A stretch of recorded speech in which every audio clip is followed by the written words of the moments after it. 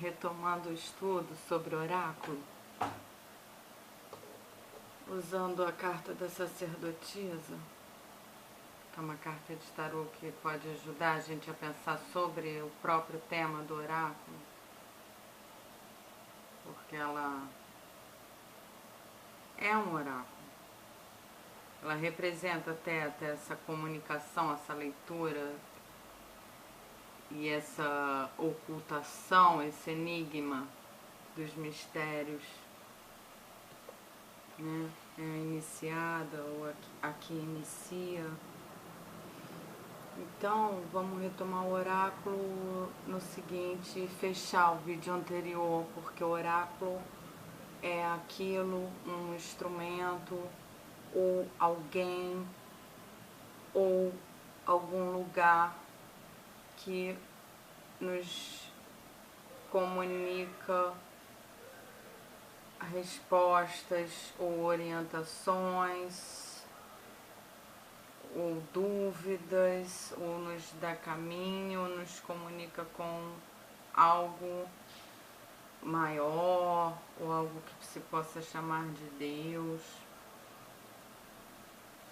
Então, só para utilizar o oráculo de Delfos, dentre todos os outros que a gente citou por alto, de Apolo de Delfos,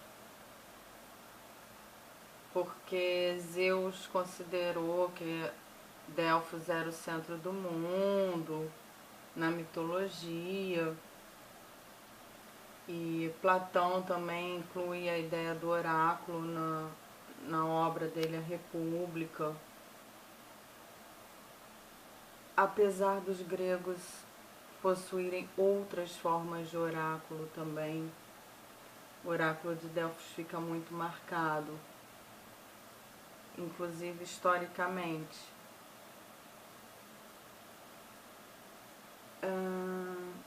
Então, parece que um pastor que descobriu os vapores de Delfos. Um pastor estava andando e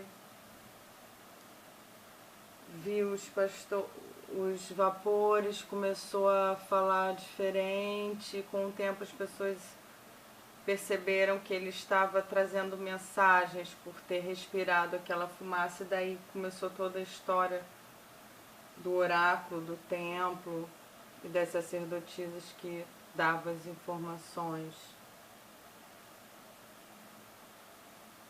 E arqueologicamente tem a notícia de que era anteriormente Apolo, da deusa Gaia, como já citei no vídeo anterior, até chegar ao novo deus Apolo. Então tem toda uma dinâmica de transformações históricas e mitológicas paralelamente sobre isso.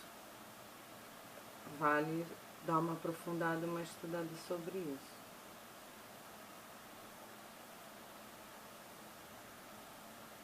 A conhecida frase, né? Conhece-te a ti mesmo.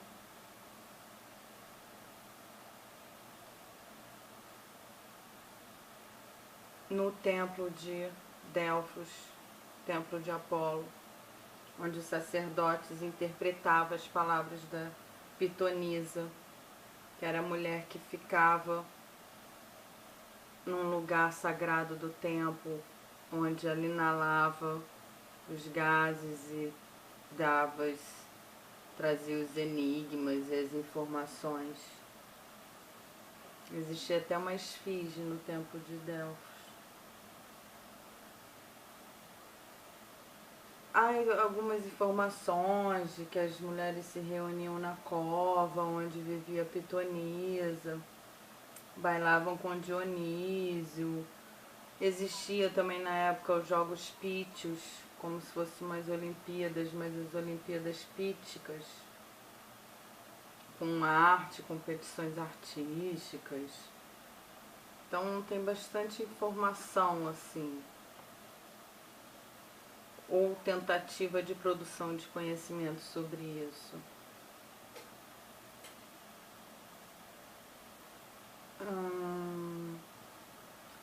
Então, todo esse processo se dá até ser substituído pela ideia do cristianismo.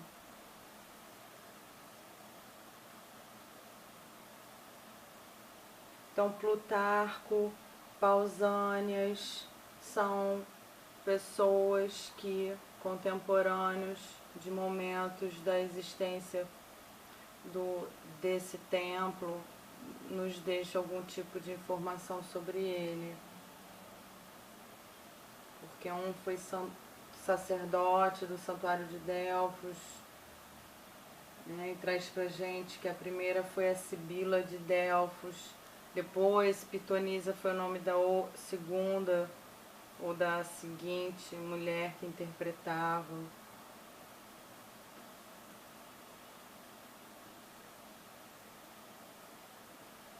Muitas escavações, acredito que ainda existem escavações ou buscas sobre essas informações para tentar dar uma explicação arqueológica, histórica, pelo motivo do oráculo.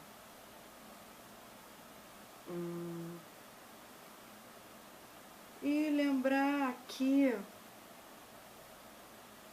né, ela traduzia a palavra divina, no caso, para ser bem direta, era Zeus, né, falando por Apolo, trazendo as informações.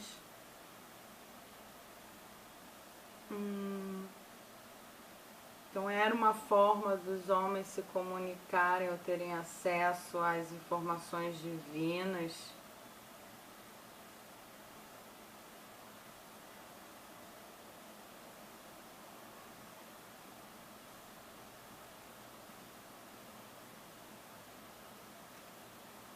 Que mascavam folhas de louro, e as mensagens também eram recitadas em versos e muitas vezes interpretadas por sacerdotes, por serem bem enigmáticas, assim como é a carta da sacerdotisa também.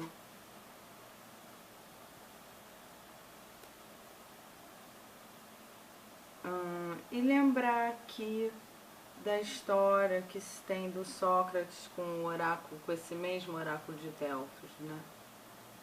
O oráculo disse que Sócrates era o homem mais inteligente da Grécia. E Sócrates ficou intrigado com essa informação e foi buscar saber: como assim eu sou o homem mais inteligente da Grécia?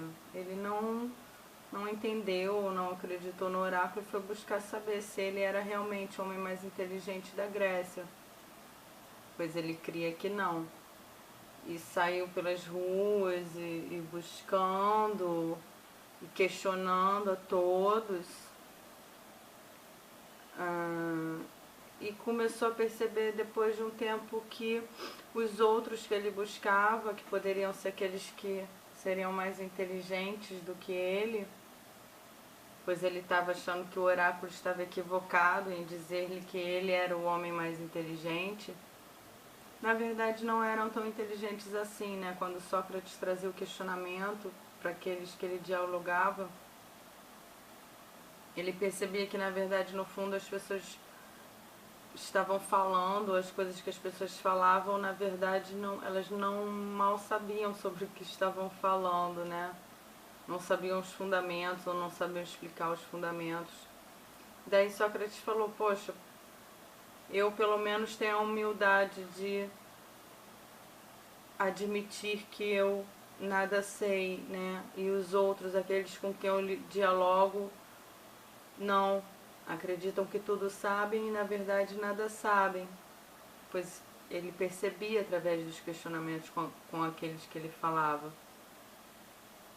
que eram homens ignorantes. Mas ele, Sócrates, num momento ele percebeu: realmente o oráculo está certo, pois o fato de eu questionar a mim mesmo e o meu próprio conhecimento, as limitações do meu conhecimento e a minha humildade de perceber que eu nada sei, me faz realmente ser mais inteligente que aqueles outros que acham que tudo sabem e na verdade nada sabem, são ignorantes e não reconhecem, nem ao menos reconhecem isso. Então, depois de algum tempo, Sócrates admite que o oráculo realmente estava certo. Ele era o homem mais inteligente de toda a Grécia, por isso.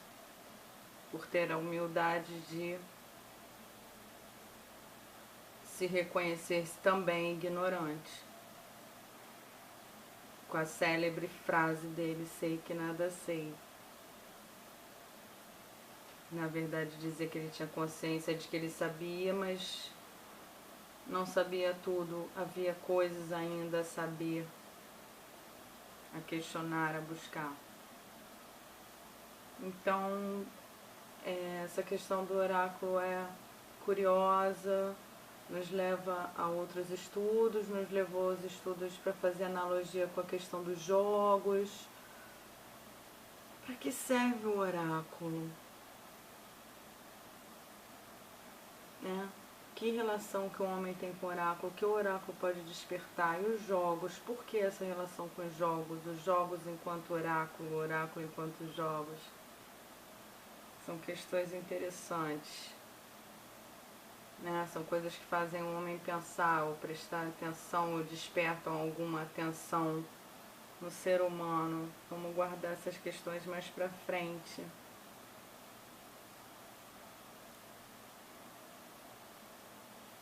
Então, essas são algumas sugestões sobre o estudo dos oráculos.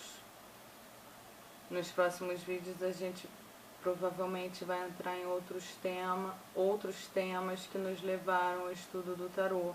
Esse é um deles, o oráculo. Vamos pro próximo.